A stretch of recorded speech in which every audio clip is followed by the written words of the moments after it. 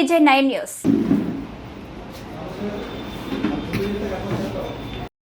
నా పేరు రామతులసి, మాది పేరవరం.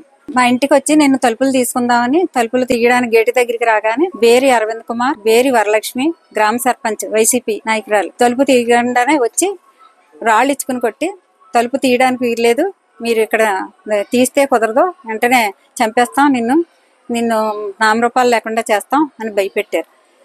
దానికి భయపడి నేను వెనక్కి చేద్దామని తెల్ల పేపర్లు తీసుకొచ్చి వైట్ పేపర్స్ మీద సంతకాలు పెట్టమన్నారు.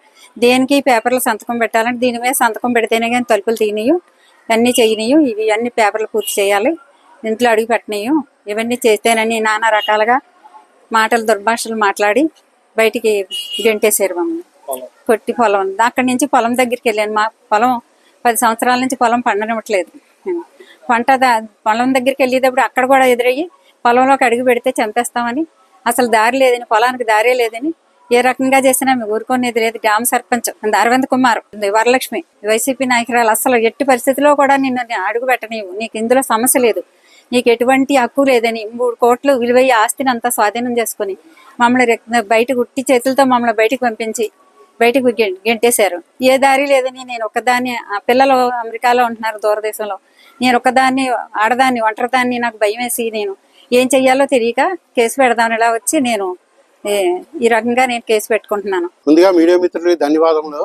మాది సిరిపురం, మా పక్క గ్రామం పేరవరం. మాకు బేరు అరవింద్ కుమార్ అనే బామర్ది ఉన్నాడు. బామర్ది అని చెప్పుకోవడం కూడా వీలు లేకుండా చేశాడు. తోటి అన్నగారిది 12 ఎకరాల ఉమ్మడిగా కొనుక్కున్న 12 ఎకరాల 18 సెంట్లు వీళ్ళకి తెలియకుండా వీళ్ళు అమెరికాలో ఉండగా శీర్షకం తన పేరును రాయించుకుని వైసీపీ ప్రభుత్వంలో ఎంఆర్ఓలు విఆర్ఓలు కలిసి మొత్తం ఏకదాటిగా చేశారు. వీళ్ళు ఇప్పుడు చూసుకునేటప్పటికి 2022లో ఇది మార్చినట్టు ఉంది. ఇది ఎంఆర్ఓ గారికి, పోలీసు వారికి అందరికీ తెలియజేసాము. ఈవిడికి అన్యాయం జరిగింది, న్యాయం జరగాలని చూస్తున్నాము. దీని విలువ 3 కోట్ల రూపాయలు. ఇది కావాలని చేసిందే కానీ ఇది ఎవరి వల్ల వీలునామా రాసి లెజ రాశారు, ఇది రాశారని ఆడ కబుర్లు చెప్తున్నారు. 20 సంవత్సరాల తర్వాత పాస్బుక్లు మార్చి ఇది అతని పేరు మార్చుకుని చేపల చెరువులు లభించారు. ఇది ఎంతవరకు న్యాయం? అలాగే ఇంటి దగ్గర కూడా ఇంటికి రాణిస్తలేదు. ఆ పేపర్లో సంతకం పెడతానని ఇంటికి రాణిస్తానంటున్నారు. ఇది రామరాజ్యమా, రాక్షస రాజ్యమా? ఇది రాజుల రాజ్యం కాదు కదా. ఇంట్లోంచి వెళ్ళేనాకి, ఊరిలోంచి వెళ్ళేనాకి ఎంతవరకు సబు?